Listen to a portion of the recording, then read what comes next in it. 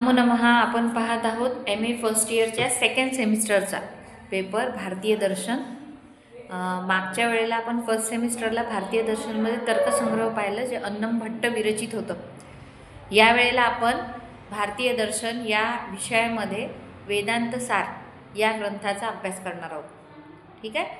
तर तर्कसंग्रहाच्या वेळेला जेव्हा आपण जी माहिती पाहिली होती की भारतीय दर्शनाचे दोन प्रकार आहेत, आस्तिक आणि नास्तिक. तर आस्तिक म्हणजे जे वेदांना प्रमाण मानतात असे दर्शन म्हणजे आस्तिक दर्शन. त्याच्यामध्ये न्याय, योग, सांख्य, वैशेषिक, पूर्वमीमांसा, उत्तरमीमांसा असे 6 आस्तिक दर्शन आपण पाहिले होते. आणि नास्तिकमध्ये जैन, बौद्ध आणि चारवाक असे 3 नास्तिक दर्शन आपण बघितले होते. त्यापैकी आपण पाहिलं होतं की तर्कसंग्रह हा जो ग्रंथ होता हा न्याय आणि वैशेषिकचा प्रभाव असलेला जो प्रकरण ग्रंथ होता, अन्नम भट्ट विरचित. तर त्यात त्यांनी जसं न्यायदर्शनामध्ये 16 पदार्थ सांगितलेले होते आणि तर्कसंग्रहामध्ये 7 पदार्थांचं वर्णन होतं. तर वेदांत सार हा जो ग्रंथ आहे याचे रचनाकार आहेत श्रीमद सदानंद योगींद्र.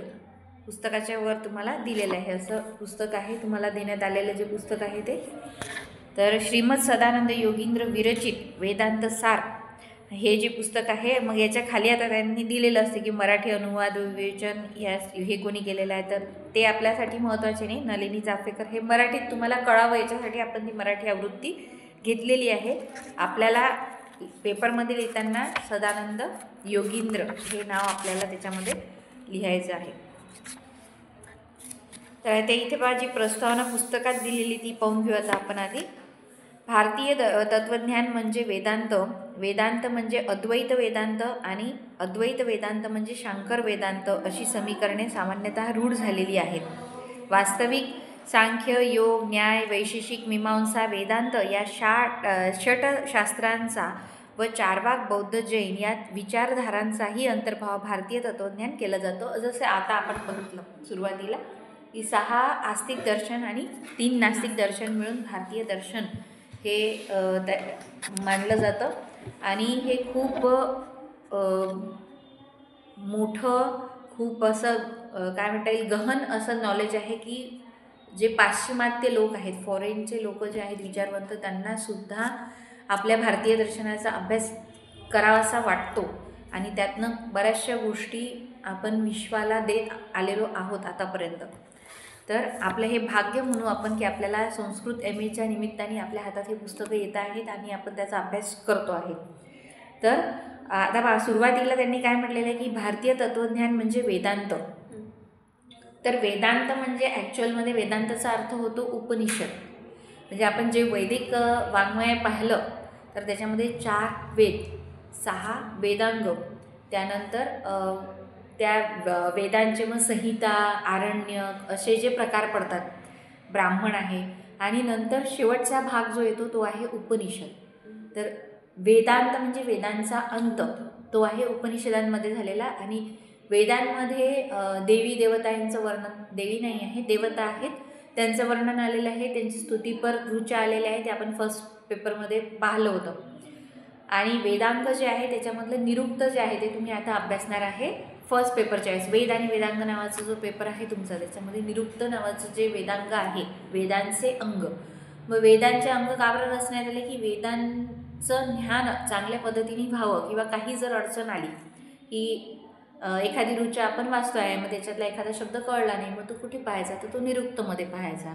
मग त्याची चाल कशी, म्हणजे म्हणायचा कसा आहे तो, तर त्याचा छंद कुठे पाहायचा, तर मग तो छंदामध्ये पाहायचा. असे सगळे ते वेदांग आहेत. मग ज्योतिषमध्ये त्याचं जे काळ, वेळ, स्थळ, स्थिती वगैरे पाहायची असेल तर ती ज्योतिषात पाहायची वगैरे, असे 6 प्रकारचे वेदांग आहे. कल्पमध्ये ते जे होम आहे त्याची रचना कशी असली पाहिजे वगैरे हे जर पाहायचं असेल तर मग कल्पमध्ये जा. असे वेगवेगळे 6 वेदांग झाले. त्यानंतर आरण्यक जे आहेत, आरण्यक म्हणजे अरण्ये असती इथे आरण्यक म्हणजे अरण्यामध्ये, वनामध्ये ज्यांची निर्मिती झाली ते अरण्यक. आणि त्यानंतर मग उपनिषद, उप अधिक नि अधिक सद असं जे आहे ते जवळ बसून, गुरुच्या जवळ बसून घेतलं जाणारं ज्ञान. तर वेदांपासून उपनिषदांकडचा जो प्रवास आहे तो असं म्हणता येईल की यज्ञापासून मानस यज्ञाकडे जाण्याचा प्रवास उपनिषदांकडे आलेला आहे. आणि तिथे तत्त्वज्ञानाची सुरुवात किंवा तत्त्वज्ञानाचा पाया हा उपनिषदांमध्ये रचला गेला. म्हणून इथे म्हटलं आहे की भारतीय तत्त्वज्ञान म्हणजे वेदांत. आणि जसं की म्हटलं जातं ना की भगवद्गीता हा सनातन हिंदू धर्माचा काय म्हणता येईल की धर्मग्रंथ आहे. आणि भगवद्गीता म्हणजे काय तर सर्व वेद आणि उपनिषद यांचं सार म्हटलं जातं, सारभूत ग्रंथ आहे. म्हणून भगवद्गीतेला मग आपण जे आहे म्हणजे आपला धार्मिक ग्रंथ ज्याला म्हटलं जातं. तर म्हणजेच काय की सनातन धर्माचा जो पाया आहे तो रचल्या जाण्याचं काम कुठे झालेलं आहे तर उपनिषदांमध्ये झालेलं आहे, वेदांत ज्याला म्हटलं जातं. ठीक आहे, हे लक्षात ठेवायचं. मग उपनिषद म्हणजेच वेदांत. ठीक आहे, तर वेदांत म्हणजे अद्वैत वेदांत आणि अद्वैत वेदांत म्हणजे शांकर वेदांत. आता अद्वैत अद्वैत दोन असणे, द्वैत म्हणजे दोन आणि अद्वैत म्हणजे दोन नसणे, की आत्मा आणि परमात्मा हा एकच आहे असे जिथे मानलं जातं त्याला म्हटलं जातं अद्वैत वेदांत. आणि शांकर वेदांत म्हणजे शंकराचार्य जे झाले त्यांचं शांकर वेदांत. अशी समीकरणे सामान्यतः रूढ झालेली आहेत. मला पुढे म्हटलं आहे त्यांनी ते 6 जे आपले दर्शन आहे, सांख्य, योग, न्याय, वैशेषिक, मीमांसा. आता या दर्शनांमध्ये आहे ना सांख्य खूप प्रसिद्ध मानलं जातं. सध्याच्या काळामध्ये सुद्धा लोक जास्तीत जास्त सांख्याचा अभ्यास करताना दिसतात. पण वेदांत हा जे दर्शन आहे हे सुद्धा तितकंच महत्त्वाचं आहे. त्यानंतर म्हटलेलं आहे की शास्त्रांचा व चार्वाक बौद्ध जैन हे विचारधारांचाही अंतर्भाव भारतीय तत्त्वज्ञानात केला जातो. तसेच वेदांत हा शब्दही वेदांत दर्शनाच्या 5 प्रमुख विचारधारांसाठी वापरला जातो. या 5 विचारप्रणाली अशा शंकराचार्यांचे केवलाद्वैत. आता इतके सारे प्रकार आहे याच्यामध्ये, पण ते एवढं तुम्हाला लक्षात ठेवण्याची किंवा लिहिण्याची गरज नाही आहे पेपरमध्ये, पण आता आपल्याला माहिती असावं म्हणून आपण एकदा पाहू की शंकराचार्यांचे केवलाद्वैत, रामानुजाचार्यांचे विशिष्टाद्वैत, निंबकाचार्यांचे द्वैताद्वैत, माधवाचार्यांचे द्वैत आणि वल्लभाचार्यांचे शुद्धाद्वैत. ही विचारसरणी अजून पण सुरू आहे. यांचे मठ आहेत, त्यांचे जे अनुयायी आहेत ते अजूनही या वेदांतांचं आचरण करत आहेत. वेदांताच्या सर्व विचारप्रणालींचा मूलस्रोत म्हणजे उपनिषदे. जसं की मी आधीच आपण चर्चा केली की उपनिषदे हा या वेदांताचा मूल स्रोत आहेत. म्हणजे हे आलं कुठून आहे वेदांत तर उपनिषदांपासून आलेलं आहे. आणखी काय म्हटलेलं आहे, ब्रह्मसूत्रे व भगवद्गीता ही प्रस्थानत्रयी होय. मग प्रस्थानत्रयीमध्ये काय काय येते, उपनिषद, ब्रह्मसूत्र आणि भगवद्गीता. ठीक आहे, वेदांत म्हणजे वेदांचा अंत, जे मी आताच सांगितलं. वेद वाङ्मयातील शेवटचा भाग जो उपनिषद त्यात प्रतिपादन केलेले, किंवा वेद म्हणजे ज्ञान, त्याचा अंत म्हणजे पराकाष्ठा, या दोन्ही अर्थांनी उत्तर मीमांसा दर्शनाला वेदांत असे म्हणतात. मग आपण जे 6 दर्शनं पाहिले त्याच्यामध्ये पूर्व मीमांसा आणि उत्तर मीमांसा असे 2 दर्शन होते. तर त्यामधलं उत्तर मीमांसा याच्या खाली अंडरलाईन करून घ्या. उत्तर मीमांसा दर्शनालाच काय म्हटलेलं आहे, मग वेदांत असं म्हटलेलं आहे. हे तुम्हाला प्रस्तावनेमध्ये लिहावं लागेल. ठीक आहे, आता प्रस्तावनेच्या बाबतीत कसं आहे की तुम्हाला मुभा आहे तेवढी की तुम्ही त्याच्यात काय, आता हे सगळं आपण जे वाचलं याच्यातलं तुम्हाला किती लक्षात राहतं आणि तुम्हाला किती तिथे लिहिण्यासाठी आठवतं याच्यावर तुम्ही कमी जास्त प्रस्तावना करू शकता. पण मेन पॉईंट काय आहे आपले, भारतीय दर्शनाचे 2 प्रकार, आस्तिक नास्तिक. आस्तिकमध्ये कोण, नास्तिकमध्ये कोण. त्यापैकी वेदांत काय आहे तर उत्तर मीमांसा. प्रस्थानत्रयीचा तुम्ही उल्लेख करू शकता. उपनिषद, ब्रह्मसूत्रे, भगवद्गीता म्हणजे प्रस्थानत्रयी आहे. आणि वेदांताचे मूलस्रोत कोण आहे, मग वेदांत दर्शनाचे मूलस्रोत उपनिषद. ठीक आहे, कारण उपनिषदांचं दुसरं नावच वेदांत आहे. तर वेदांत हे मोक्षशास्त्र आहे. याच्या खाली अंडरलाईन करा, वेदांत हे काय आहे, मोक्षशास्त्र. मोक्ष म्हणजे काय माहिती आहे, मुक्ती. आता जी आपली सनातन धर्म परंपरा आहे, भारतीय सनातन प्रणाली, विचारप्रणाली जी आहे त्याच्यानुसार काय म्हटलं गेलेलं आहे की आत्मा हा जो आहे तो नश्वर नाही आहे. जे आपलं शरीर आहे हे जणू काही एका वस्त्रासारखं आहे.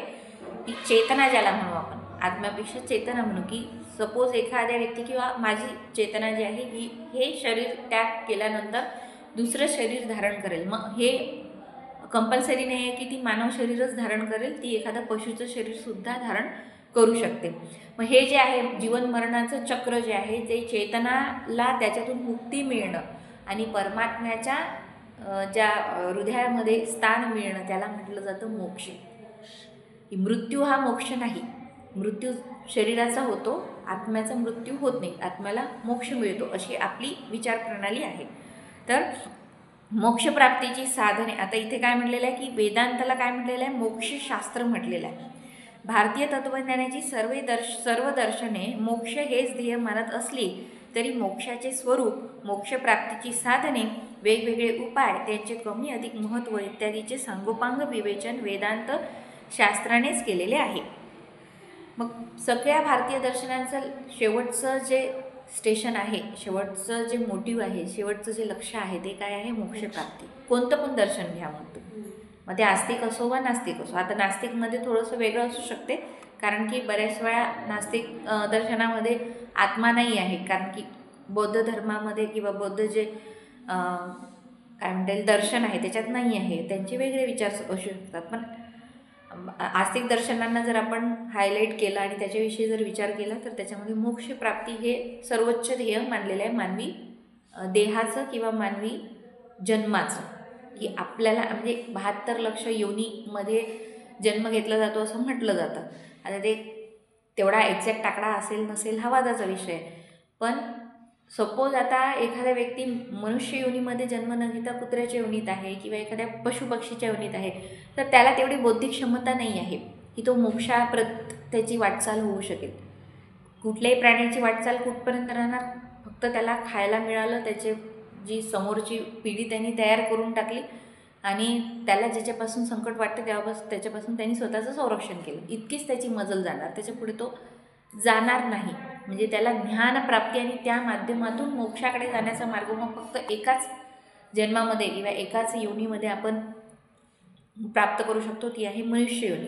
म्हणून मग इथे म्हटलेलं आहे की भारतीय तत्त्वज्ञानाची सर्व दर्शने मोक्ष हेच ध्येय मानित असली तरी मोक्षाचे स्वरूप, मोक्षप्राप्तीची साधने, वेगवेगळे उपाय, त्याचे कमी अधिक महत्त्व इत्यादींचे सांगोपान विवेचन वेदांत शास्त्रानेच केले आहे. मोक्षाच्या विषयीचं सगळ्यात खोल वर्णन जर कुठल्या दर्शनामध्ये आलं असेल तर ते वेदांतमध्ये आलेलं आहे. इतर दर्शनांनी विश्वातील पदार्थ, ज्ञान प्रक्रिया, वेदांचा अर्थ समजून घेण्याच्या पद्धती इत्यादी वेगवेगळ्या विषयांचा उहापोह केला आहे. मग आता वेदांत आणि इतर दर्शनांमध्ये काय फरक आहे की वेदांतमध्ये सगळ्यात जास्त वर्णन कशाचं आलेलं आहे तर मोक्षाचं. इतर दर्शनांमध्ये जास्त वर्णन कशाचं आलेलं आहे तर मग विश्वातील पदार्थ, की जसं आपण तर्कमध्ये पाहिलं, तर्कामध्ये सगळं वर्णन काय होतं, 7 पदार्थांभोवती तर्क फिरत होतं पूर्ण. पृथ्वी, हे द्रव्य, गुण, कर्म, सामान्य, विशेष, समवाय, शेवटपर्यंत आपण त्याचाच अभ्यास केला. पण इथे आपण जेव्हा वेदांताचा अभ्यास करू तर तुमच्या लक्षात येणार की हा विषय खूप वेगळा, म्हणजे हा मूडच वेगळा चालतो आहे. तर्कापेक्षा वेदांत खूप वेगळं अभ्यासाला मिळेल आपल्याला. तर मग इथे आहे म्हटलं आहे त्यांनी की विश्वातील पदार्थ, ज्ञान प्रक्रिया, वेदांचा अर्थ समजून घेण्याच्या पद्धती इत्यादी वेगवेगळ्या विषयांचा उहापोह इतर दर्शनांमध्ये झालेला आहे. वेदांतामध्ये मात्र मोक्षप्राप्तीबद्दलच जास्त चर्चा झालेली आहे.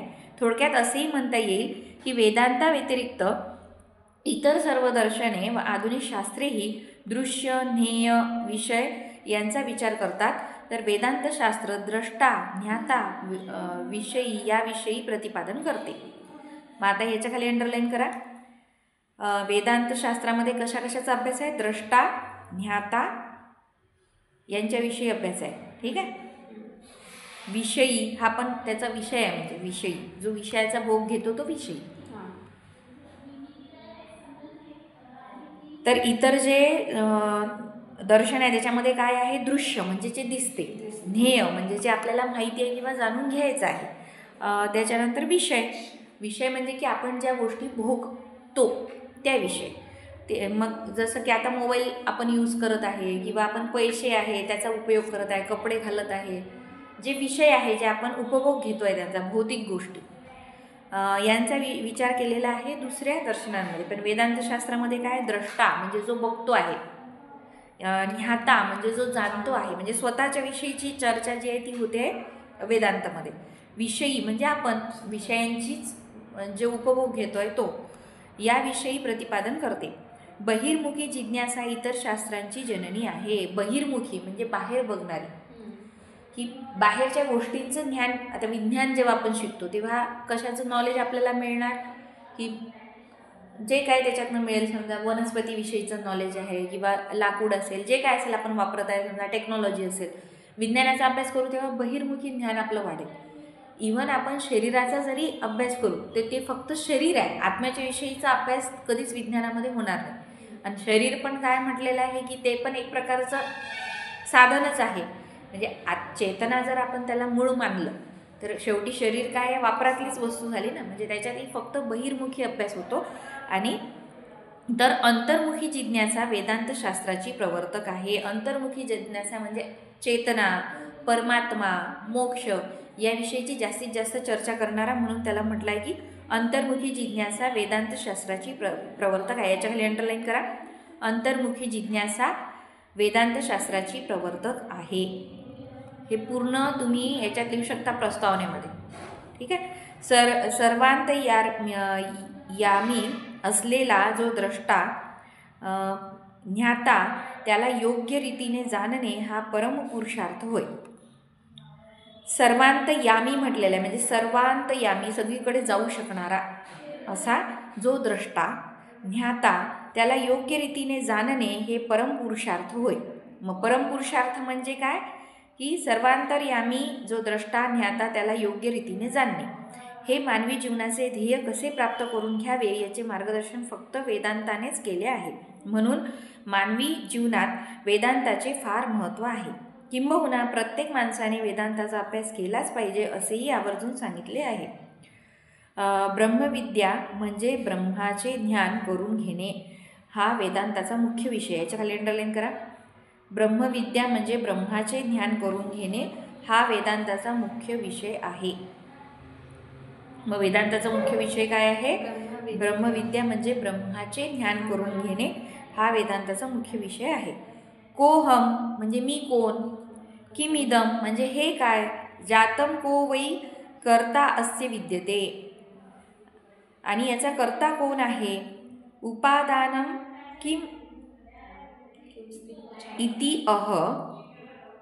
किम अस्ति विचारः सो अयम ईदृशः.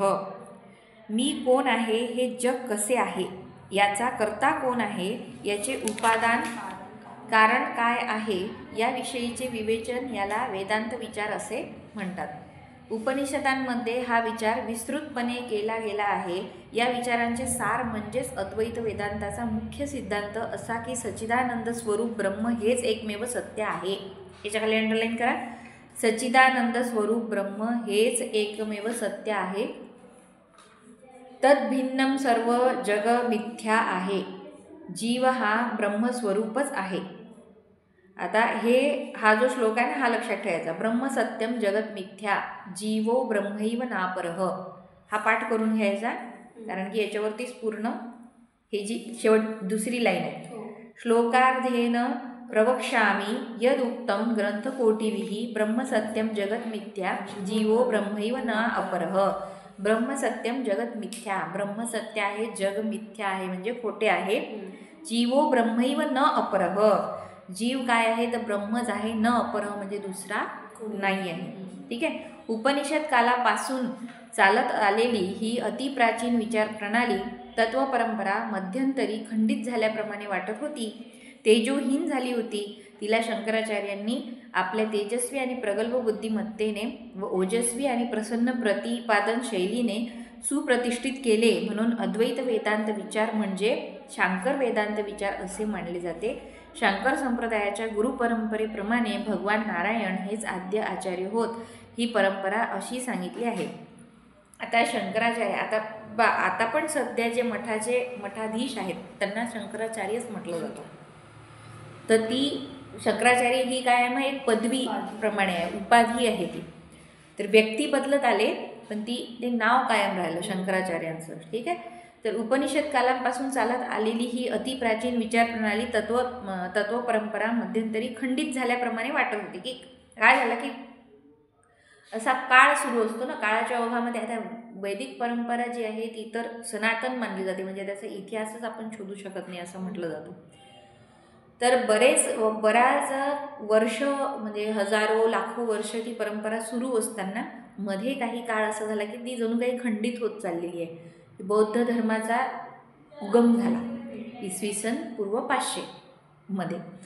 आणि मग गौतम बुद्धांनी बौद्ध धर्माचा प्रचार प्रसार करण्यासाठी सुरुवात केली आणि सनातन धर्म थोडासा मागे झाल्यासारखा होऊ लागला. आणि त्यावेळेला मग शंकराचार्यांचा जेव्हा जन्म, त्यानंतर म्हणजे काही काळानंतर श्रीमद शंकराचार्यांचा जन्म झाल्यानंतर त्यांनी जे सनातन धर्म आहे त्याला पुनरुज्जीवित केलं. की जी काही परंपरा होती त्याला जे काही कालिमा लागलेली होती, म्हणजे त्यावेळेस म्हणजे गौतम बुद्धांच्या कालखंडामध्ये गौतम बुद्धांना बौद्ध धर्माचा प्रचार करावासा वाटला, कारण की सनातन धर्मामध्ये बऱ्याचशा गोष्टी ह्या चांगल्या नव्हत्या सुरू त्यावेळेस. म्हणजे थोडंसं यज्ञकर्मामध्ये पशुहत्या वगैरे जे आहे की हिंसा वाढली होती. म्हणून मग या धर्माचं पालन करू नका, बौद्ध धर्म अहिंसा ज्याच्यामध्ये आहे त्या धर्माचं पालन करा, असा वगैरे प्रचार होऊ लागला. बरेचसे लोक तिकडे वळू लागले.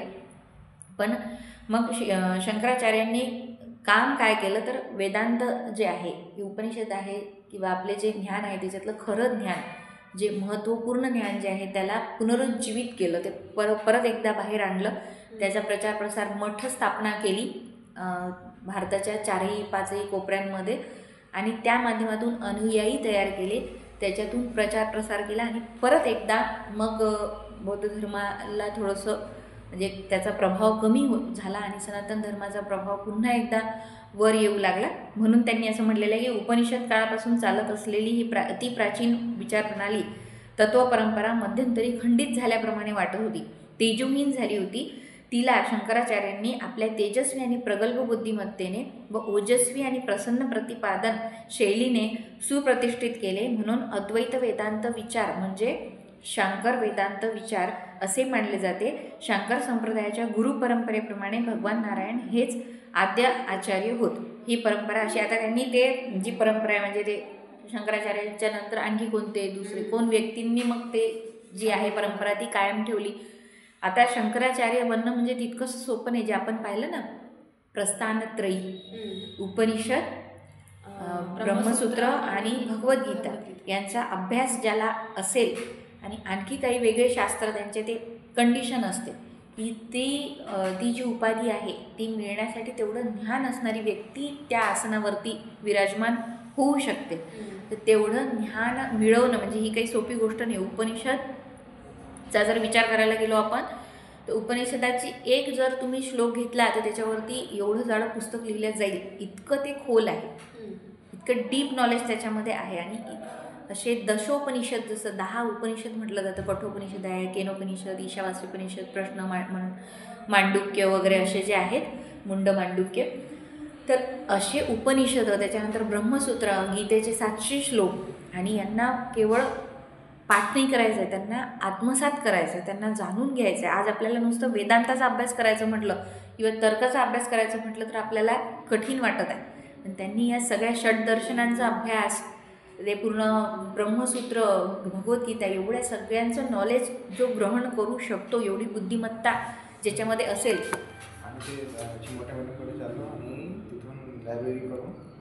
हां, तर मग ती उपाधी प्राप्त करणारे जे अनुयायी आहेत, मग जे गुरु आहेत त्यांची इथे नावं दिलेली आहेत. मग ते त्या मठाचे जे मठाधीश आणि मग त्यांचे अनुयायी असे ते मठ. मग यांची आवश्यकता का होती तर त्या काळामध्ये जेव्हा की सनातन धर्माला थोडीशी अवकळ आलेली होती, तर या मठांनी सनातन धर्माला पुनरुज्जीवित करण्याचं काम तिथे केलेलं आहे आणि धर्माला योग्य दिशा देण्याचं काम हे मठाधीश करत असतात, म्हणून त्यांचं महत्त्व आहे. ठीक आहे. तर आता ही परंपरा नारायणम, पद्मभवम वगैरे असे ते नावं दिलेले आहेत. या परंपरेतील नारायणांपासून शंकर शुकदेवांपर्यंत व्यक्ती पौराणिक आहेत. त्यांच्याबद्दलची ऐतिहासिक माहिती मिळू शकत नाही. त्यातही व्यास म्हणजेच बादरायण असे समजून त्यांच्याकडे ब्रह्मसूत्राचे कर्तृत्व दिले आहे. आता ब्रह्मसूत्रांची रचना कोणी केली तर बादरायण यांनी केलेली असं म्हटलं जातं. पण ते पण खूप आपण ठामपणे सांगू शकत नाही, कारण की तो काळच इतका जुना आहे की याच्यावर चर्चा झालेली आहे मला वाटते आपली, की लेखनच नाही आहे म्हणजे मागच्या वेळेस ते वेदांच्या विषयी चर्चा केली होती आपण, की जेव्हा की कुठून पुरावे शोधणार तुम्ही. पुरावे शोधण्यासाठी काही तर पाहिजे ना, की जर आज माझ्या पंजोबांचं नाव मला माहीत नाही आहे, इतकं म्हणजे आपला इतिहास, आपली जी स्मृती आहे इतकी संकुचित आहे की तुला जर विचारलं की तुझ्या आजोबाचं नाव काय आहे तर तू सांगू शकशील, मग त्यांच्याही आजोबाचं कदाचित सांगू शकशील, त्यांच्या वडिलांचं नाव जर विचारलं तर ते सुद्धा आपल्याला माहिती नाही, आपल्या 7 पिढ्यांचेच तर नाव आपल्याला माहीत नाही. आणि त्यात आपण इतिहास बघतो आहे हजारो वर्षा अगोदरचा, आणि त्या काळामध्ये त्यांची तर कालगणना करण्याची पद्धतही वेगळी होती. आणि त्यातल्या त्यात भारतीय परंपरेनुसार तर स्वकर्तृत्वाला खूप महत्त्व देणं हे चांगलं मानलं नाही जायचं. मी केलं, माझं नाव वगैरे असे जे होतं ना, स्वकर्तृत्व आहे बा, माझं नाव मी लिहून ठेवते, घरावर लिहिते, पुस्तकावर लिहिते, असे प्रकार नव्हते. जे खरंच ज्ञानी लोक होते ते स्वतःचं नाव कधीच असं पब्लिश नव्हते करत की हो मी केलेलं आहे, हे माझं नाव अमुक आहे, मी याचा मुलगा आहे, असं तसं. स्वप्रौढी ज्याला म्हणतात की स्वतःचं स्तुती करणे हे कमी दर्जाचं लेखलं जायचं. म्हणून जे कवी आहे, संस्कृत कवी, त्यांचीसुद्धा आपल्याला माहिती फार मिळत नाही की हेच ते भारतीय तत्त्वज्ञानाचीच ती शिकवण आहे की हे मी नाही केलेलं आहे, हे परमात्म्याने माझ्याकडून करून घेतलेलं आहे. म्हणून करता मी नाही आहे, परमात्मा आहे, म्हणून स्वकर्तृत्व घेतलं नाही जायचं कोणत्याही गोष्टीचं. तर म्हणून मग ब्रह्मसूत्र जे आहे ते असं मानतो आपण की बादरायण असे समजून म्हटलेलं आहे. इथे पण समजून त्यांच्याकडे ब्रह्मसूत्राचे कर्तृत्व दिले आहे. गौडपाद इसवी सन 600, शंकराचार्यांचे इसवी सन 725, परात्पर गुरु होत. आता हा काळ लक्षात येत आहे का? इसवी सन 600 म्हणजे आता सुरू आहे 2024, म्हणजे किती वर्ष मागे गेलो आपण? 1500 वर्ष जवळपास है ना. हे 2000 मधून 1500 गेले 600, म्हणजे 500, 1400 वर्ष, 1400 वर्ष मागचा इतिहास आहे. आणि वेदांचा जर इतिहास काढायला गेला तर तो सापडतच नाही, कारण की तो इसवी सन पूर्व. आणि मग म्हणून आपल्या भारतीयांची जी विचारसरणी आहे की त्याला काळच नाही आहे, ते अनादी काळापासून सुरू आहे. बरेचसे आता मी तर रिसेंटमध्ये एक पॉडकास्ट ऐकला, म्हणजे सायंटिफिक आधारावरती जर तुम्हाला वेदांचा काळ निश्चित करायचा असेल तर तिने म्हणजे तिचं पूर्ण जीवन त्या वेदांच्या अभ्यासावरती खर्च केलेली एक व्यक्ती, तिचं नाव नाही आठवत आहे, लेडीज आहे. तिचं म्हणणं आहे की 2 लाख वर्षापूर्वीपासून वेदांची रचना सुरू होती. 2 लाख वर्ष कशाला म्हणतात, म्हणजे जेव्हा की मनुष्य वस्ती सुद्धा नव्हती बऱ्याचशा देशांमध्ये, की जसं पृथ्वीची निर्मिती झाली त्याच्यानंतर जे आहे ना की म्हणजे मानव प्रजाती आली, मग ती काय शिकारी करू लागली, मग नंतर शेती करू लागली, मग ते काय टोळीने राहू लागली. त्या काळापासून जी वेदांची रचना सुरू आहे असं तिचं म्हणणं आहे. जर आपण सनातन धर्माचा विचार करू, विचारसरणीचा, त्याच्यानुसार तर म्हणजे अपौरुषेय आहे वेद जे आहे ते, ब्रह्मांडित असलेले आहे, त्याचा काही काळ वेळ काहीच निश्चित करता येत नाही. म्हणजे जशी सृष्टी निर्मित झाली तशीच वेद निर्मिती झालेली आहे. पण जर आपल्याला खूपच आपलं सायंटिफिक माइंड असेल तर मग त्या दृष्टीने विचार करणाऱ्या लोकांनी सुद्धा इतकं प्राचीन त्याला मानलेलं आहे की जसं की आता बरेचसे आता पाश्चिमात्य जे विचारक आहेत त्यांच्या दृष्टीने तर ते इसवी सन पूर्व 1200 वगैरे असं म्हणतात. मग इसवी सन पूर्व 1200 म्हणजे फार अलीकडचा काळ आला ॲक्च्युअलमध्ये तो. हे 2000 आणि मागचे 1200 म्हणजे 3000 किंवा 3500 वर्षा आधीचं असं म्हटलं जातं. पण ॲक्च्युअलमध्ये तो इतका कमी काळ नाहीच आहे, त्याच्या खूप आधीचा काळ आहे वेदांचा जो काळ आहे तो. तर इथे पहा आपण आलेलो आहे शंकराचार्यांचे इसवी सन 725, परात्पर गुरु होत. मांडुक्य उपनिषदावरील मांडुक्य कारिका किंवा गौडपाद कारिका हा त्यांचा ग्रंथ प्रसिद्ध आहे. प्रस्थानत्रयीनंतर हाच अद्वैत वेदांताचे प्रतिपादन करणारा पहिला महत्त्वपूर्ण ग्रंथ होय. तेव्हा गौडपादाचार्यांचे शिष्य गोविंद भगवतपाद यांचा कोणताही लिखित ग्रंथ अजून तरी ज्ञात नाही. हे शंकराचार्यांचे गुरु. शंकराचार्यांचे गुरु कोण आहेत? मग गौडपाद हे आहेत. शंकराचार्यांनी अनेक ग्रंथ लिहून अनेक वादविवाद करून अद्वैत मताचा प्रसार केला. पद्मपाद, हस्तामलक, त्रोटक आणि सुरेश्वर हे शंकराचार्यांचे 4 प्रमुख शिष्य होत. त्यांनीही गुरूंचे कार्य पुढे चालू ठेवून अद्वैत वेदांताला प्रतिष्ठा मिळवून दिली. ती एवढी की तत्त्वज्ञान म्हणजे शंकराचार्यांचे अद्वैत तत्त्वज्ञानच असे समजले जाऊ लागले. शंकराचार्यांनी ईश, कठ, केन, प्रश्न, मुंडुक्य, ऐतरेय, तैत्तरीय, छांदोग्य आणि बृहदारण्यक ही उपनिषदे आणि ब्रह्मसूत्र व गीता या प्रस्थानत्रयीवर भाष्ये लिहिली. भाष्य लिहिली म्हणजे याचा त्यांनी एवढ्या ग्रंथांचा त्यांनी अभ्यास केला आणि त्याच्यावरती भाष्य लिहिलं आहे. ठीक आहे. नंतर आहे उपदेश शास्त्री, आत्मबोध, अपरोक्षानुभूती इत्यादी इतरही बरेच ग्रंथ आद्य शंकराचार्य कृत म्हणून प्रसिद्ध आहेत. शंकराचार्यांच्या भाष्य ग्रंथांवर अनेक टीका उपटीका लिहिल्या जाऊन अद्वैत वेदांताचा ग्रंथ विस्तार अपरंपार वाढला. आता 32 वर्षाचे होईस्तोवर शंकराचार्यांनी हे कार्य केलं. 32 वर्षाचे असेपर्यंतच नंतर समाधी घेतली त्यांनी. म्हणजे किती कमी काळामध्ये त्यांनी किती मोठं कार्य केलेलं आहे की ती व्यक्ती म्हणजे असामान्य बुद्धिमत्ता घेऊनच जन्माला आलेली होती, म्हणून त्यांना भगवानची उपमा दिली जाते. शंकराचार्यांच्या वेदांतात विवरण प्रस्थान व भामती प्रस्थान असे 2 विचार प्रवाह दिसतात. ब्रह्मसूत्र शांकर भाष्यावरील पद्मपादाची पंचपादिका ही टीका व त्यावरील प्रकाशात्मयतींची पंचपादिका विवरण ही टीका हे विवरण प्रस्थानचे मुख्य ग्रंथ. तर ब्रह्मसूत्र शांकर भाष्यावरील वाचस्पतींची विदग्ध टीका भामती हा भामती प्रस्थानाचा प्रवर्तक ग्रंथ आहे. मंडन मिश्राची इसवी सन 679 ते 750 ब्रह्मसिद्धी सुरेश्वरांची हे मंडन मिश्र जे आहेत ना त्यांच्यासोबत शंकराचार्यांचा वादविवाद पण झालेला आहे. खूप प्रसिद्ध वादविवाद आहे तो मंडन मिश्रांचा. आणि मंडन मिश्राची जी पत्नी होती त्यांनी त्यांचं जज म्हणून काम केलं होतं. म्हणजे दोघांचा निकाल कोण लावणार बा पंच म्हणून त्यांनी काम केलेलं. म्हणजे त्या काळामध्ये स्त्रिया पण विदुषी राहायच्या, शास्त्रार्थ करायच्या याचं ते प्रमाण आहे. ते त्याच्यामध्ये शंकराचार्य जिंकले होते मंडन मिश्रांच्या आणि शंकराचार्यांच्या वादविवादात.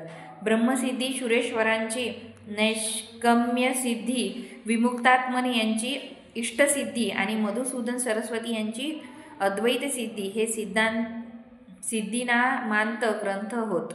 आनंदबोध भट्टारक यांचे न्याय मकरंद इत्यादी ग्रंथ, चित्सुखाचार्य यांची तत्वप्रदीपिका किंवा चित्सुखी, श्रीहर्षांचा खंडखाद्य हा अप्रतिम ग्रंथ हे मंडनात्मक शैलीत लिहिलेली वादग्रंथ होत. खंडन म्हणजे की मी ग्रंथ लिहित आहे आणि तू जो प्रश्न उपस्थित केला किंवा आणखी कोणी जो प्रश्न उपस्थित केला तो मी मांडते आहे माझ्या ग्रंथामध्ये आणि त्याचं मी खंडन करत आहे. म्हणजे मंडन म्हणजे मांडणे आणि खंडन म्हणजे त्याचं खंडन करणे. एखादा आक्षेप घेतला तर्कसंग्रहामध्ये दिसलं होतं आपल्यालाही.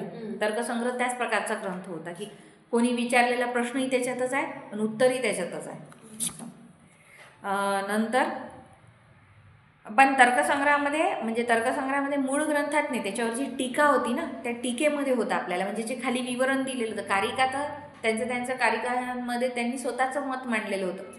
पण जेव्हा ती टीका जी आपण पाहिली ना त्या टीकामध्ये होतं की मग गंधवती पृथ्वी आहे तर मग तुम्ही गंधवती कसं म्हणता, दगडाला तर गंधच नाही आहे. मग त्यांनी उत्तर दिलं की अग्नीत टाका दगड, मग त्याचा वास येणार. असं जे होतं ना ते आहे ते खंडन मंडन. तर हे आता त्यांनी बरेचसे नावं दिलेले आहेत. आता कोणी काय ग्रंथ लिहिलेले आहेत. त्याच्यानंतर आता सदानंद योगींद्र ज्यांनी हा ग्रंथ लिहिलेला आहे वेदांतसार, त्यांची माहिती अद्वैत वेदांताचा प्रकरण ग्रंथ. आता पहा इथे अंडरलाईन करा. अद्वैत वेदांताचा प्रकरण ग्रंथ असलेला वेदांतसार हा ग्रंथ परमहंस परिव्राजकाचार्य सदानंद योगींद्र यांनी रचला. यांचं पूर्ण नाव पहा उपाधीसहित काय आहे, परमहंस परिव्राजकाचार्य सदानंद योगींद्र. मूळ नाव आहे सदानंद योगींद्र. ठीक आहे. तर मग हा काय आहे, अद्वैत वेदांताचा प्रकरण ग्रंथ. जसं की तर्कसंग्रह हा न्यायदर्शनाचा प्रकरण ग्रंथ होता, तसा वेदांतसार काय आहे, अद्वैत वेदांताचा प्रकरण ग्रंथ असलेला वेदांतसार हा ग्रंथ परमहंस परिव्राजकाचार्य सदानंद योगींद्र यांनी रचला. वेदांतसार या नावाचे आणखी 2 ग्रंथ मिळतात. त्यापैकी रामानुज यांनी रचलेला ग्रंथ विशिष्टाद्वैत मताचा आहे, तर प्रियदास यांनी लिहिलेला ग्रंथ द्वैताद्वैत मताचा आहे. सदानंद या नावाचे 2-3 ग्रंथकार होऊन गेले. सदानंद सरस्वती यांनी अद्वैत वेदांताचा वेदांत चंद्रिका हा ग्रंथ लिहिला. 17व्या शतकात होऊन गेलेले सदानंद यती काश्मीरस्थ हे अद्वैत ब्रह्मसिद्धी या ग्रंथाचे कर्ता होत. नृसिंहाश्रमी एवढं काही आपल्याला लक्षात ठेवायची गरज नाही. आपल्याला लक्षात ठेवायचं आहे फक्त सदानंद योगींद्र, ज्यांनी की प्रकरण ग्रंथ लिहिलेला आहे, अद्वैत वेदांताचा प्रकरण ग्रंथ, ज्याच्या खाली आपण अंडरलाईन केली. वेदांत सार हा या ग्रंथाचे रचयिता सदानंद योगींद्र होत. त्यांचा काळ 15व्या शतकाचा उत्तरार्ध मानला जातो. म्हणजे आणखी अलीकडे आला होता आपण. 15वं शतक म्हणजे 1500 15वं शतक आहे. ठीक आहे. याची विशेष माहिती उपलब्ध नाही. वेदांत साराच्या सुरुवातीला त्यांनी अद्वयानंद या आपल्या गुरुचा उल्लेख केलेला आहे. अद्वयानंदांच्या नावावर शंकराचार्यांच्या आत्मबोधावरील टीका आणि वेदांत सार संग्रह अशा 2 ग्रंथाचा उल्लेख मिळतो.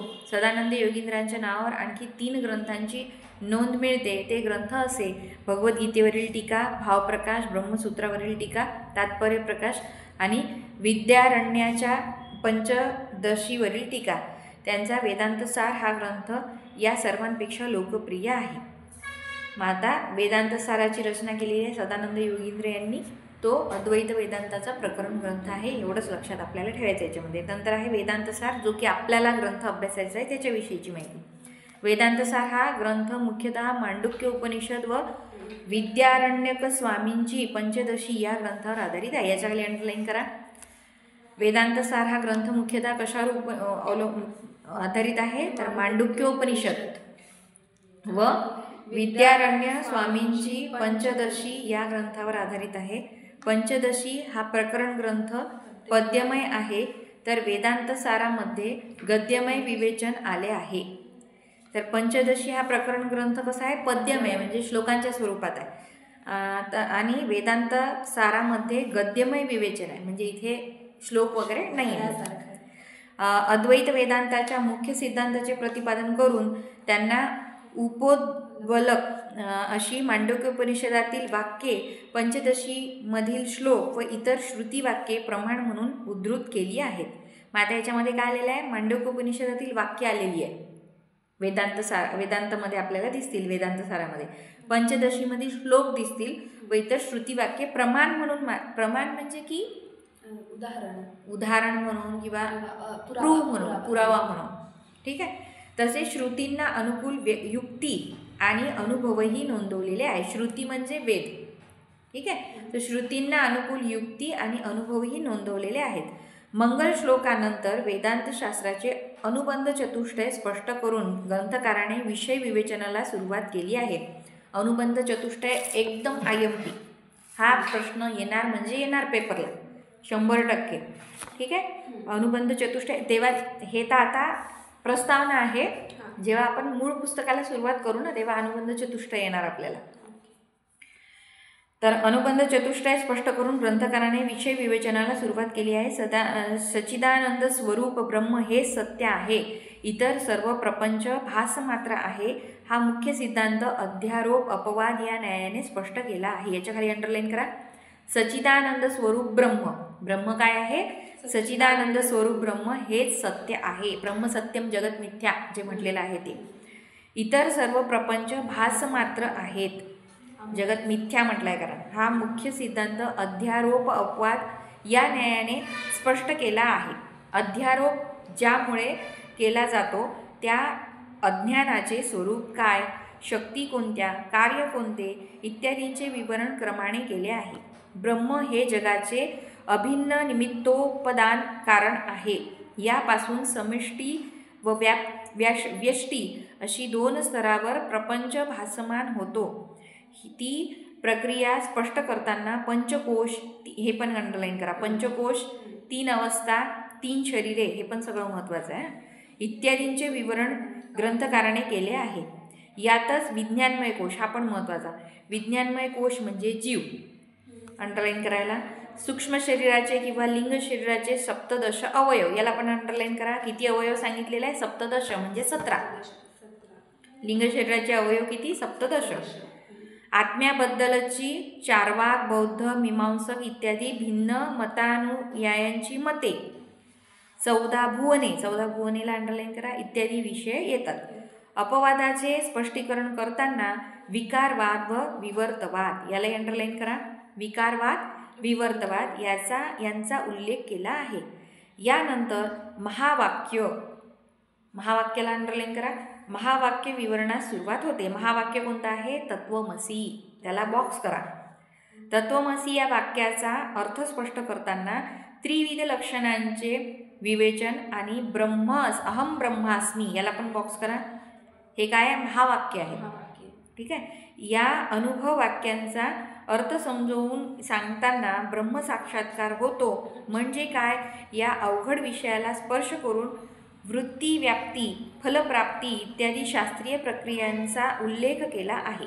नंतर मोक्षप्राप्तीची साधने, अंडरलाईन, मोक्षप्राप्तीची साधने म्हणून सांगितल्या जाणाऱ्या श्रवण मनन याला अंडरलाईन करा. श्रवण मनन निधिध्यासन यांच्या व्याख्या घेऊन स्पष्ट केला आहे, अर्थ स्पष्ट केला आहे. त्याच्या अनुषंगानेच समाधीचे सविस्तर विवेचन आहे. समाधीला अंडरलाईन करा. शेवटी जीवनमुक्त अवस्था, जीवनमुक्त अवस्था अंडरलाईन, ह्याला IMP आहे हा प्रश्न. जीवनमुक्त अवस्था सप्रमाण सिद्ध करून ग्रंथ संपविला आहे. याच्यात आपण काय काय पाहिलं आता, की आपण वेदांतमध्ये कोणकोणते गोष्टी अभ्यासणार आहे त्यांना आपण अंडरलाईन केलं. आता हे जे तुम्ही अंडरलाईन केलेलं आहे याचंच विवरण पूर्ण पुस्तकामध्ये येणार आता. ठीक आहे. आणि याच्यावरती प्रश्न येणार. हे जे शब्द आहे हे पाठ करावं लागतील आपल्याला, याच्यावर प्रश्न येणार. त्यांनी विचारलं अनुबंध चतुष्टय, आपल्याला अनुबंध चतुष्टय सांगता आला पाहिजे काय आहे. मग अहम ब्रह्मास्मी, तत्वमसी याच्यावरती एखाद्या टिपा येऊ शकते तर ती पण आपल्याला सांगता आली पाहिजे.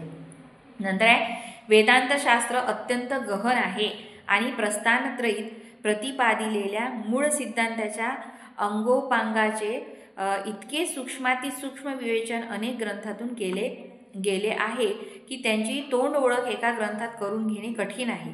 उदाहरणार्थ जीव आणि ब्रह्म एकच आहे हे सांगताना बिंब प्रतिबिंबवाद, अवच्छेदवाद, आभासवाद अशा भिन्न भिन्न प्रक्रिया सांगितल्या. याला अंडरलाईन करा.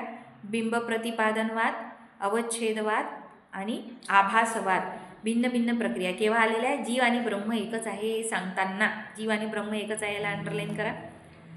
जगद उत्पत्तीबद्दल परिमाणवाद याला अंडरलाईन करा.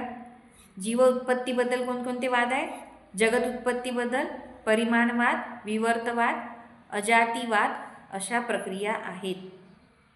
विश्व ब्रह्मस्वरूप आहे म्हणून कोणत्याही प्रकारचा भेद नाही असे भेदाचे खंडन, ब्रह्म भिन्न ते सारे मिथ्या म्हणताना मिथ्या शब्दाचा अर्थ इत्यादी विषय वादग्रंथातून चर्चिले गेले आहेत. मोक्षाचे स्वरूप काय याबद्दल मतभेद असल्याने वेदोक्त कर्माचरणाने मोक्ष मिळेल की नाही, ज्ञान कर्म समुच्चय शक्य आहे की नाही, वेदांतशास्त्राने किती प्रमाण मानले आहेत, याचे स्वरूप काय इत्यादी विषयही शास्त्रात महत्त्वाचे ठरतात. या सर्व महत्त्वाच्या परंतु क्लिष्ट सूक्ष्म विषयांचे विवेचन वेदांत सारख्या प्रमाण ग्रंथात अपेक्षित नाही. मात्र ग्रंथकाराचा या विषयाचा मूलगामी अभ्यास असावा असे ग्रंथातील विवेचनावरून दिसते. उदाहरणार्थ समष्टी व्यष्टी याचा भेद सिद्ध करताना वृक्ष वन तदवनच्छिन्न आकाश आणि जलाशय तद्गत प्रतिबिंब अशी 2 उदाहरणे दिली आहेत. आता हे जेव्हा आपण हे पूर्ण अभ्यासू तेव्हा आपल्या लक्षात येणार की त्यांना नेमकं इथे म्हणायचं काय आहे. पण हे लक्षात ठेवायचं कारण की तुम्ही पेपर जेव्हा लिहिणार ना तेव्हाही तुम्हाला लिहावं लागेल. समष्टी व्यष्टी मध्ये उदाहरण कशाचं आहे तर वृक्ष वन तदवनच्छिन्न आकाश आणि जलाशय तद्गत प्रतिबिंब. ठीक आहे. त्याच्यानंतर आहे समष्टी व्यष्टी अभिप्राय सिद्ध करतानाचे ईश्वर प्राज्ञ हिरण्य गर्भ तैजस वैश्वानर विश्व इत्यादी विवेचन शंकराचार्यांच्या नंतरच्या काळातील ग्रंथावर आधारित आहेत. हे अर्थघन विषय एकेका वाक्यात मांडण्याच्या प्रयत्नात वेदांत साराची भाषाशैली काहीशी बोजड झाल्यासारखी दिसते. सर्व जीवांचे समष्टी अज्ञान ईश्वर हा विचार समजून घेणे तर फारच कठीण पडते. समष्टी अज्ञान व व्यष्टी अज्ञान हे शब्द येथे ईश्वरगत अज्ञान व जीवगत अज्ञान या अर्थी वापरले दिसतात. समष्टी अज्ञान आणि व्यष्टी अज्ञान कशाबद्दल आहे तर ईश्वरगत अज्ञान आणि जीवगत अज्ञान याला अंडरलाईन करून घ्या. यासाठी पंचदशीमध्ये माया अविद्या अंडरलाईन करा. पंचदशीमध्ये इतरही अनेक विषयांचे विस्तृत विवेचन केले आहे. वेदांत सारामध्ये असे आढळत नाही.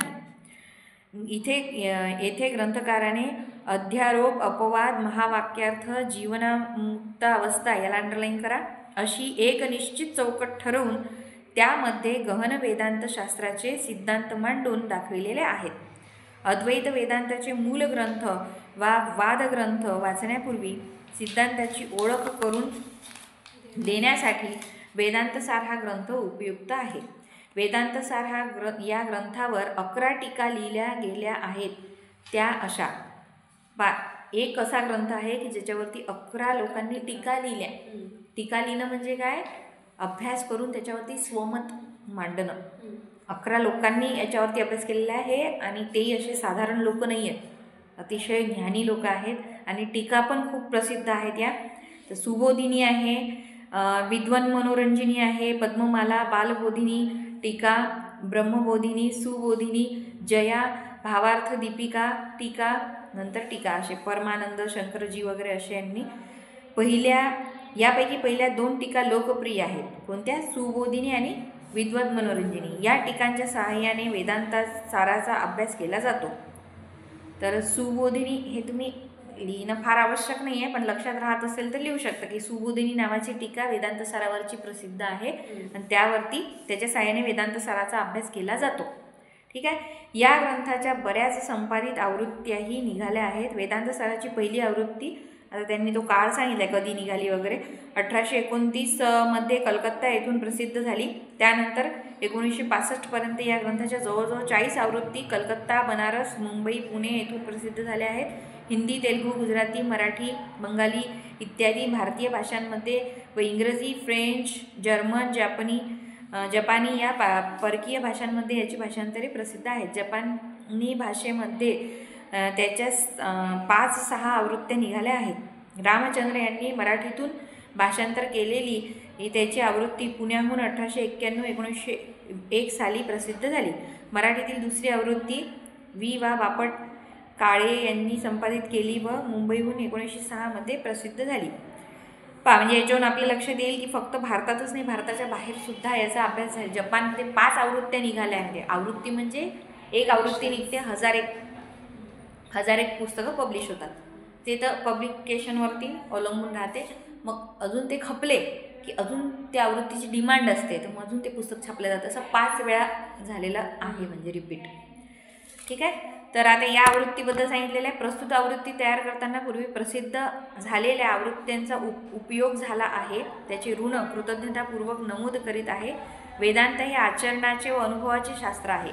त्याचे प्रतिपादन अधिकारी गुरूंकडून व्हायला हवे. परंतु शास्त्र म्हणूनही या विषयाचे अध्ययन होणे आवश्यक आहे. म्हणून गुरुकृपेने ग्रंथातील शब्दांचा जो अर्थ कळला तो माझ्या कुवतीप्रमाणे येथे व्यक्त केला आहे. गुरुजनांच्या प्रसादाने अभ्यासकांना आवृत्तीचा उपयोग व्हावा या माझ्या मर्यादेमुळे ग्रंथात लिहिलेल्या त्रुटीबद्दल, आता हे जे त्यांनी लिहिलेलं आहे जे आहे चाफेकर त्यांचं मत आहे हे. ठीक आहे. आपल्यासाठी महत्त्वाचे आहे सदानंद योगींद्र. चाफेकरांनी आपलं काम सोपं केलं मराठीमध्ये त्याला भाषांतरित करून. ठीक आहे. आता इथे अनुक्रमणिका पाहून घेऊ. आज एकदम ग्रंथाला काही सुरुवात करू नये आपण. अनुक्रमणिकेमध्ये पाहू आता मंगल श्लोक आहे. जसं की आपल्याला माहिती आहे प्रत्येक संस्कृत ग्रंथाची सुरुवात ही मंगलाचरणाने होते. अजूनही ती परंपरा कायम आहे. आपल्या पिक्चरसुद्धा श्लोकनी सुरू होतो एखादा. ठीक आहे. किंवा एखादं नाटक पण असेल रंगमंचावर सादर होणारं, तर त्याच्यात पण पहिले आराधना प्रार्थना होते, त्यानंतरच ती सुरुवात होते. इवन कुठलंही काम करा, भारतातले आपण सनातन धर्म पालन करणारे लोक, छोट्यातल्या छोट्या कार्यक्रमापासून तर मोठ्यातल्या मोठ्या कार्यक्रमापर्यंत आपण पहिले देवाचं नामस्मरण, इवन प्रवासालाही निघू, गाडी स्टार्ट होताना पहिले देवनामाचा गजर होणार, त्याच्यानंतरच गाडी स्टार्ट होणार. तर ही परंपरा कुठून आलेली आहे? तर आपल्या सनातन धर्मामधूनच आलेली आहे. वेदांपासून चालत आलेली ती परंपरा. तर मंगल श्लोक आहे. त्याच्यानंतर आहे वेदांत साराचे स्वरूप सांगितलेले आहे. अनुबंध चतुष्टय याला अंडरलाईन करा, हे खूप जास्त महत्त्वाचं. अनुबंध अधिकारी, काम्य इत्यादी कर्म. साधन चतुष्टयाला पण अंडरलाईन करा. अनुबंध विषय इत्यादी, गृह उपदेश, अध्यारोप, अज्ञान इत्यादींचे लक्षण याला अंडरलाईन करा. त्याच्यानंतर आहे ईश्वर, आनंदमय कोश हा पण येतो. प्राज्ञा, आनंदमय कोश इत्यादी, ईश्वर, प्राज्ञा, अभेद, तुरीय शुद्धी, चैतन्य याला अंडरलाईन करा. अज्ञान शक्ती, आवरण, विक्षेप याला अंडरलाईन करा. सूक्ष्म भूतोत्पत्ती, नंतर आहे सूक्ष्म शरीर, विज्ञानमय कोश, मनोमय कोश हा येतो म्हणजे येतो IMP. कर्मेंद्रिय, प्राणमय कोश याला पण अंडरलाईन करा. हिरण्यगर्भ, तेजस हा पण येतो म्हणजे ऑरमध्ये तुम्ही घेऊ शकता याला. पंचीकरण हे येणार म्हणजे येणार. वैश्वानर, विश्व, अन्नमय कोश हा पण येतो. महाप्रपंच, नंतर आहे आत्मस्वरूप विषयक भिन्न मते, भिन्न मताचे खंडन, अपवाद याला अंडरलाईन करा. तत्व पदार्थ शोधन, महावाक्य, वाक्यार्थ, संबंधत्रय याला अंडरलाईन करा. IMP आहे. संसर्ग विशिष्ट अखंड वाक्यार्थ, नंतर आहे जहल लक्षणा, अजहल लक्षणा, जहल लक्षणा, नंतर आहे अनुभव वाक्यार्थ. हे पण येतात, पण हे तुम्ही एखाद्या याच्यातलं करून ठेवलं तर ते ऑरमध्ये जाऊ शकते. जहल लक्षणा जास्त करून येते. जहल लक्षणा पहिला नंबर जहल लक्षणा. नंतर आहे अनुभव वाक्यार्थ, नंतर आहे वृत्ती, व्याप्ती, फलव्याप्ती, श्रवण, उपक्रम इत्यादी लिंगे, मनन, निधिध्यासन, समाधी याला अंडरलाईन करा. यम, नियम इत्यादी अंगे याला पण अंडरलाईन करा. लय, विक्षेप इत्यादी विघ्ने, जीवनमुक्ती लक्षण करा अंडरलाईन. जीवनमुक्तीचा व्यवहार. नंतर त्यांनी संस्कृत टिपा दिलेल्या आहेत. वेदांत सार ग्रंथस्य स्वरूपम महत्त्वम च. संस्कृत टिपा म्हणजे संस्कृतचे जे आलेले आहेत कारिका त्या कोणत्या कोणत्या आहेत, ते कोणत्या कोणत्या पेजवर आहे ते त्यांनी तुम्हाला दिलेलं आहे. मग आता तुम्हाला अनुबंध चतुष्टयम पाहायचं असेल तर 23 नंबरचं पेज आहे, किंवा मग साधन चतुष्टय पाहायचं असेल तर 32 नंबरचं पेज आहे. ठीक आहे. कुठलंही पुस्तक जेव्हा आपण हातात घेतो तेव्हा पुस्तकाचं स्वरूप कसं आहे हे समजून घेणे आवश्यक आहे. संस्कृतमध्ये इंग्लिशसारखं वगैरे नाही आहे ते, मराठीसारखं चालू धडे आपले कथा असं नाही आहे. प्रत्येक पुस्तकाचं खंडाचं नाव वेगळं. काव्यप्रकाशमध्ये जाल तुम्ही तर तिथे तुम्हाला उल्हास दिसणार, धन्यालोकमध्ये तुम्हाला उद्योग दिसणार, असं वेगवेगळं नाव आहे प्रत्येकाचं. रामायण महाभारतामध्ये सर्ग, पर्व असे नाव आहेत. तर प्रत्येक वेळेस त्या पुस्तकाचं स्वरूप वेगळं असतं. आणि ही जी आहे ना, ही व्हर्सटाईल लोक होत्या, लिहिणारे जे लोक होते ते अष्टपैलू व्यक्तिमत्व असणारे होते, म्हणून त्यांना स्वतःची विचारशैली होती, स्वतःची युनिक अशी शैली होती त्यांची प्रत्येकाची. म्हणून ते असं एक काही ठोकळेबाज अशी शैली नव्हती की एकच व्यक्ती तसा लिहितोय तर तसेच सगळेजण लिहित आहेत. प्रत्येक व्यक्ती युनिक होता, म्हणून त्याचा प्रत्येक ग्रंथसुद्धा युनिक आहे. त्याच्या ग्रंथाचं नाव, त्याच्या ग्रंथाचं स्वरूप, रचना, ग्रंथाचे जे खंड आहे त्याचे नावं, तो त्याच्यानुसार कुठे प्रकाश आहे, कुठे उल्हास आहे, कुठे प्रद्योत आहे, असं वेगवेगळं सर्ग, पर्व, खंड, असं वेगवेगळं अध्याय, असे वेगवेगळे नावं त्यांना आहे. प्रकरण आहे.